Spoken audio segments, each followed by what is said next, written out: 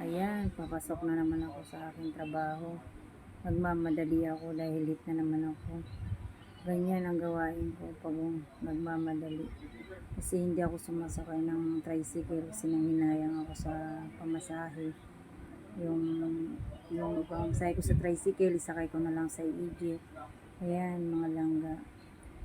Tiyaga lang ang ginagawa ko dyan. Kasi para dalawang jeep lang ang sasakyan ko, paroon tsaka pabalik. Ganun ang ginagawa ko, mga langga. Ayan, ginagawa ko. Mamadali ako kasi baka iwanan na naman ako ng e-jeep. Minsan kasi ang haba-haba ng pila, minsan hindi. Yan. Kaya minsan ganyan ako. Mamadali ako sa paglalakad sa kalsada. Good morning, mga langga. Support naman dyan. Yan ang gawain ko sa araw-araw.